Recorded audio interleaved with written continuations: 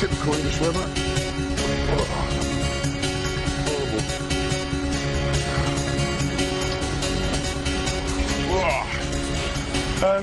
Right, today, miserable day, but I'm meeting up with an old friend of mine. He's a really good bloke. He's a pretty important guy, actually, because in the restaurant industry in London, he was one of the first guys to ever bring fusion food to this country. So, pretty exciting. He's a good old boy. He used to be a neighbour, actually, so I'm going to go and see him now.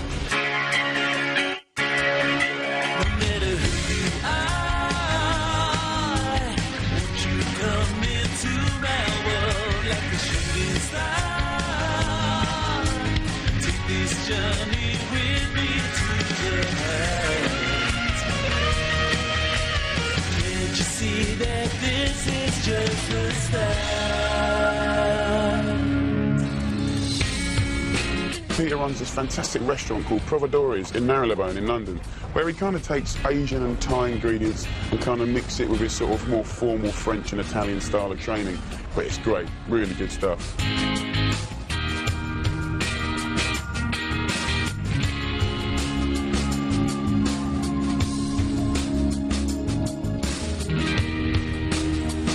Hello, Pete. Hey, Jamie. You all right, mate? Yeah, I'm all right. You look like you're ready to go. How you doing?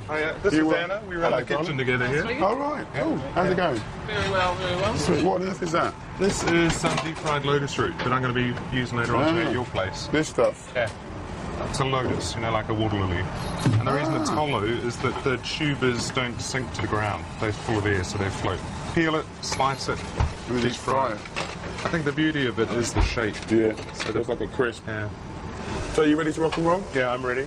See you guys. See ya. Thanks, See ya, team. Bye. Right then, Pete. So what are we going to do then, mate? I'm going to do this really nice smoky fish broth. So what fish is this? This is a yellow-tailed snapper. And for this, these are just some beautiful fillets. Bones are out. Yeah. Slash the skin a bit, which kind of really just helps the flavour get in with what I'm going to do. Yeah. And helps it to cook a bit more evenly. Yeah. These, have you come across these? Curry leaves. Yeah, love them. Love them to bits. You often get them deep fried, kind of sprinkled on things. On curries and in rices and yeah. I love them because it's kind of a little bit. It's kind of a sort of savoury, kind of tea baggy sort of taste, isn't it? Sort of really, with a nice sort of. Cool. So we just whack those on, and the thing about this is that you're really just trying to get some flavour into the fish. I mean, it's a good fish, but it's just adding levels of flavour, which to me is what cooking's all about. Yeah. Yeah, and if you can't get hold of kind of curry leaves, then other good things you can do is, you know, for the visual effect, you could actually just use some coriander or parsley or oregano or basil or. But I guess when they're packed down like that, they're going to there's going to be a subtle sort of bit of flavour transferring as well, which is nice, isn't it? Yeah, and you can kind of get to this point and leave it in the fridge, you know, overnight, whatever. Yeah. Especially a bit of fish, it's quite good to do that. And then what I'm going to do, this is kind of a tricky part of the dish. Basically, you've got my wok. Yeah. And we've got rice and green tea. I mean, this may seem kind of odd to people to actually smoke something in your own home. So you put the tin foil on. Tin foil makes it easy to clean. Yeah. Yeah. Fish. Whole fish. Whole fish. Just the thing. Make sure you've taken the gills out and just break it up a bit. Sit it in your wok. And then what's good is I always put a bit of sugar on anything we smoke. Like when I was a kid, our dad's a bit of a fisherman. We used to go out fishing before we'd go to school.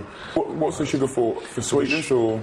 It's going to add a bit of sweetness to the dish, but also what it does is it kind of forms almost like a sugar syrup. The moisture of the fish comes out, drops down, sugar burns, Here's more the rice, smoke, more smoke. yeah.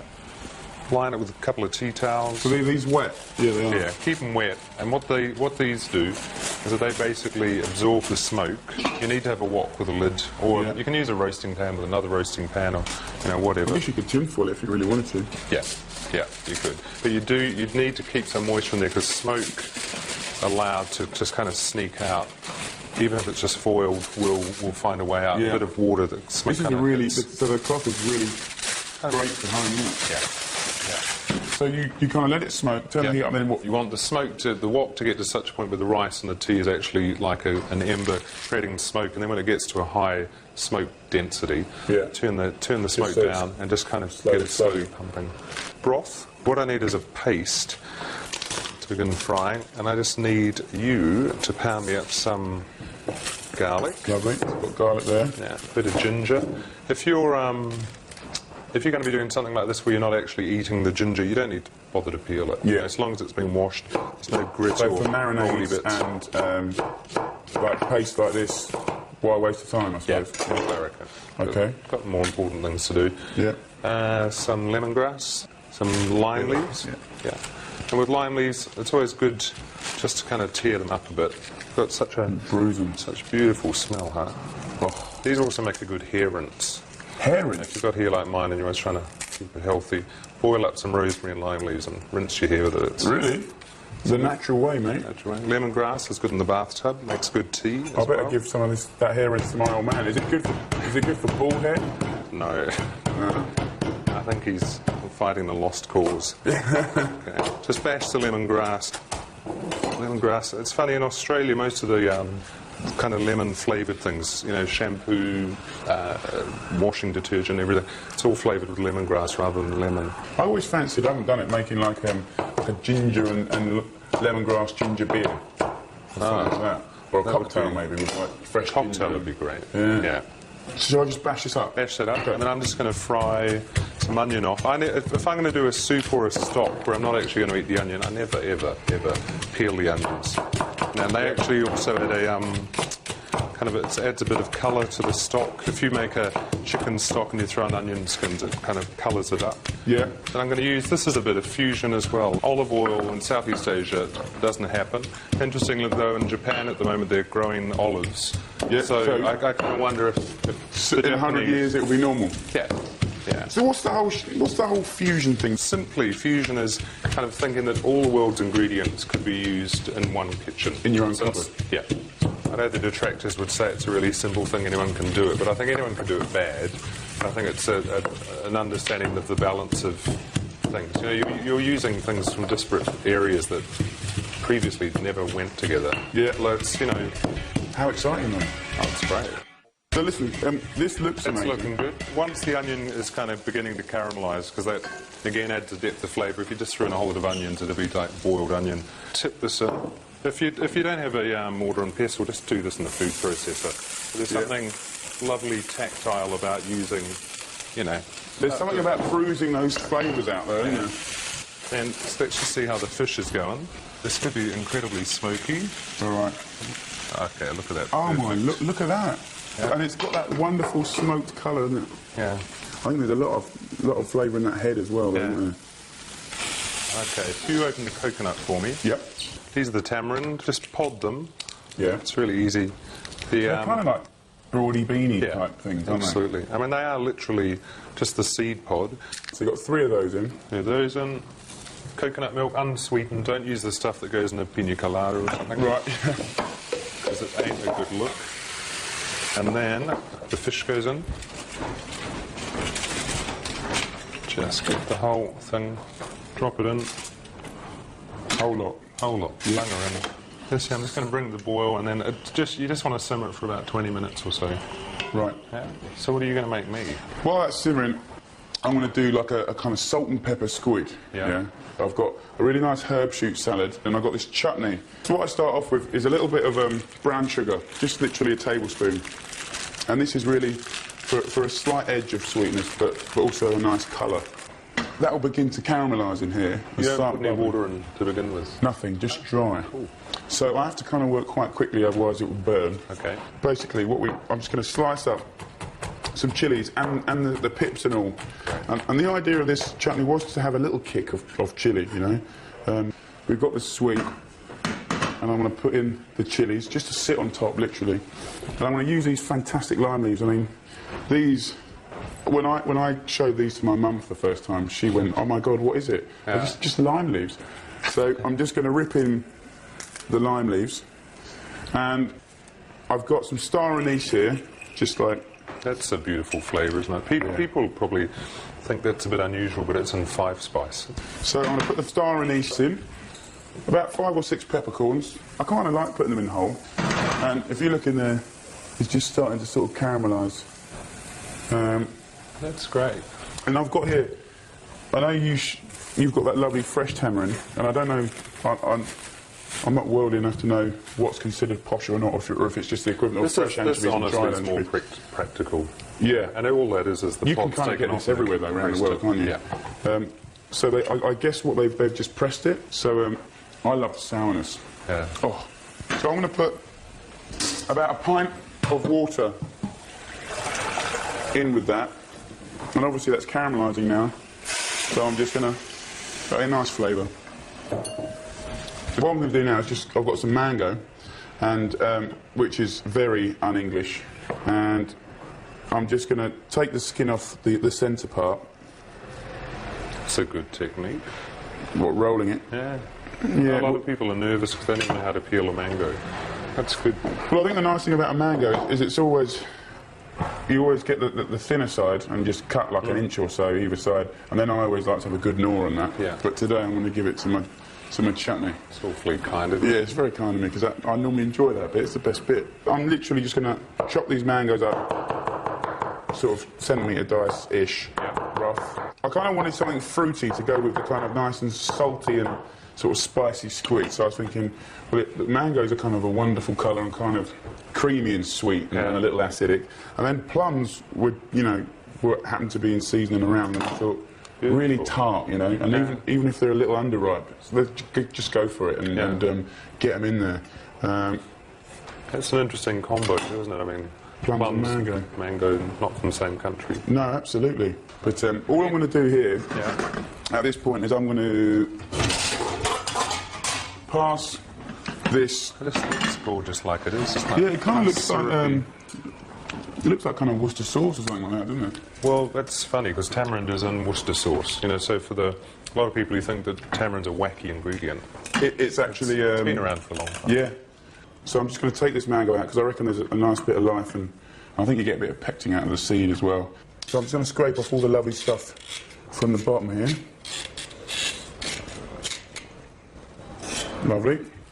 And all I'm going to do now, Pete, is throw that fruit in, and just like that. Just simmer this for about 10-15 minutes after bringing it to the boil. So you don't need to cook it out or anything. I mean, you don't need to cook the fruit. Well, you can cook it right down to a pulp, but I quite like to keep it quite fresh and fruity, and then the flavours that are around it are quite sort of jammy and robust. Have a little taste. I mean, I prefer it at room temperature than hot or cold. It's just gorgeous and sour. Really. Yeah. So I'm also going to put my oil on just to start getting warm because I'm deep frying. Okay. So I'm going to strain my soup, and then just to finish the broth, really, you just need to season it up with a few things. And with Southeast Asian food, especially, there's a whole lot of different, in a way, ideas and concepts that we don't think of in Western cooking, and it's savoury, sweet, salty, sour. But yours has obviously got the fifth element, which is the Peter Gordon one, which is the smoky one, which is kind of unusual, isn't it? Great. And then, so lime juice, and then this is fish sauce, one of those kind of essential flavourings from Southeast Asia. It's also called nam pla, and which basically means fish sauce, and it's made from sort of fermented, salted anchovies that sit in sunny barrels for a year, and they smells disgusting. So it's kind of like salt, really. Yeah. Actually salty. It tastes about right, actually. Beautiful. It smells amazing. The next thing is just to get the fisher happening. Yeah. And for that, I just need to heat up my pan. Yeah. Using, again, some extra virgin olive oil. I know purists would say you must never cook with extra virgin olive oil, but if I had to cook with extra virgin olive oil or none, the flavour difference is noticeable. Yeah, yeah. And then what you want to do is just make sure that the leaves stick on as best they can. What a pleasure, look at that. Get it to the point where basically, as with a blackened salmon or something, you're basically burning the flavour into the flesh. Yeah. And I just want to set the bottom before I flick it over. And also, skin, so long as the scales are off, skin that's slightly crispy is always a delicious thing to eat. It's a joy, yeah. And fish always kind of curves up, as we know. But sometimes it's a good idea just push it down a bit. Just push it down.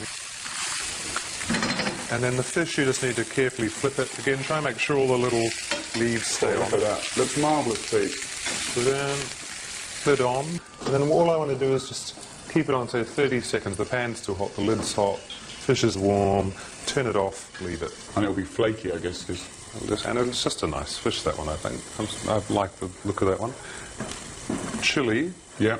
Just snap the end off, split it down the middle. And a little handy hint, it's actually not the seeds themselves, but the fibres that hold the seeds, where all the heat comes from in a chili. Right. So if you want to get rid of it, for this particular thing, to get rid of the aggressive heat? Yeah, get rid of that kind of searing stuff, and obviously don't scratch your eyes after this. And then just scrape out the insides, and then just julienne this, which is a fancy sort of language for a fine matchstick. Yeah. Wonderful. And then a bit of coriander, or as our American friends call it, cilantro. Yeah. And this here, it's interesting, this is something we think of as a Southeast Asian herb, but in reality it's actually originated in the Mediterranean. It's a wonderful leaf, though, isn't it? Sort of pungent and fragrant. And the reason I'm picking this off is because it looks prettier than just a big gapey stalk. Yeah. But the stalks are also edible, so what you'd want to do is just then slice these into decent-sized pieces. Yeah. And just mix it up. It's going to become wonderful. So that's a kind of like almost like a salady sort of garnish that's going to just melt into the broth and stuff and finish it. Okay, I serve this up now? Yeah, please do. I can't wait, mate. Beautiful looking bit of fish. Oh, mate, that is.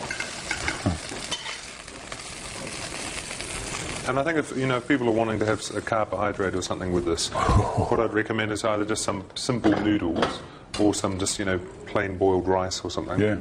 And just pile this on top. And then the little tricky bit I want to show you are these things. The lotus root. Yeah, they're great. Plantain. And these nice make bit of crunch, because everything there's soft and smooth, isn't it? So that crunch is going to be great. And again, this is one of the sort of tenets of Southeast Asian cooking is texture. Peanuts get used lots, deep-fried crunchy shallots, garlic, bits and pieces. Wonderful. Can I try? Yeah. I was going to go for forks, but then I thought...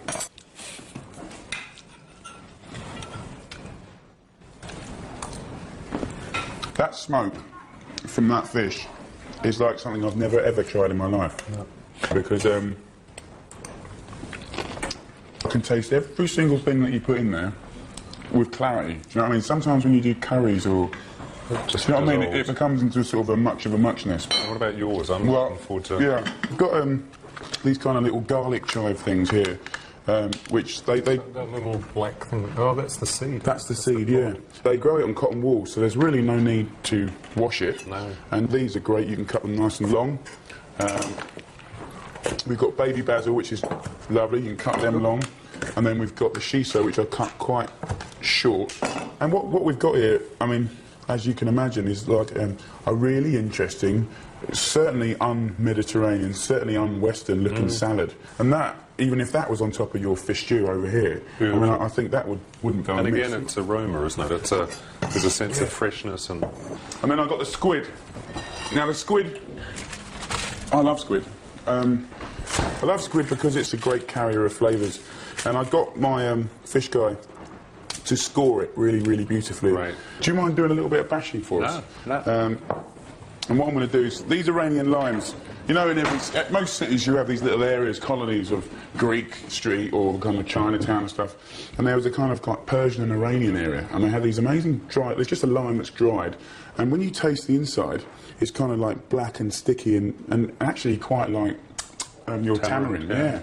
And I thought that was really interesting, and literally all I do is grate it like that. I'm going to put this onto the squid first, and if you could bash up like a nice handful of peppercorns and white peppercorns, and basically bash that up, if you don't mind, to a kind of powder. Yeah. Well, chilies actually come from Central America, Mexico, so it's again that's a fusion. How fine do you need this? Is it that's kind of about right. Literally, all I'm going to do, Pete, is really be quite generous with the pepper. Really, kind of get it on there. That's our heat. I think what's nice about putting the pepper and the lime on first is that it gets direct contact with the fish. I'm just going to put a little corn flour just over, and I just find that just helps to get that nice bit of crispiness. And I literally just pat that. But listen, these legs take a little bit longer to cook, and they're always a good little tester to put in the oil, so I'm just going to put a little bit in first. Yeah, that's perfect. So I'm going to drop that in. And then I'm going to put these pretty much straight in afterwards. I reckon I'm going to enjoy it. Oh, I hope so. It smells good. So what I'm going to do, while that's cooking, that's got about another minute. Okay. I'm going to have 1 squeeze of lime juice, because I love that kind of cutting, acidic kind of dressing with the herb shoots. Yeah. And then a little olive oil, tiny bit of salt. Just mix it up, and that's a really nice, clean, and simple... last minute sort of thing, that is. Yeah, last minute, because otherwise I guess they'll wilt on you. And taste it, you know, it's good. So that goes on the plate. So it's probably nigh on done now, actually. Let's have a little check. So what I do, if you can just get some kitchen paper just under there, pour off that oil, turn that oil off now. And you have to be careful when you're doing oil in the pan, do you know what I mean? Yeah. I think sure do. So I just give it a few seconds on paper. Yep. And I'm just going to slice it up at an angle through here first. And hopefully what will happen is... Roulade or something. Look at that, yeah. And if you notice how moist and shiny that squid flesh is. It's just so beautiful. Yeah, really nice.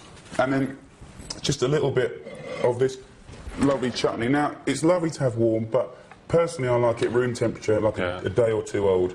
And those flavours really get a chance to sort of, I don't know, mix up and... Chill out and mellow, really. Get a little bit more of that lime. And just grate some of that over. And Bob's your uncle. Do you want to try? Yeah. Pick up a bit of squid. Yep. Put on a little bit of chutney. And then pick up a little bit of salad. And then bosh it in the mouth. You can have that one. Thank you, sir. It is hot, though. Oh, it's beautiful.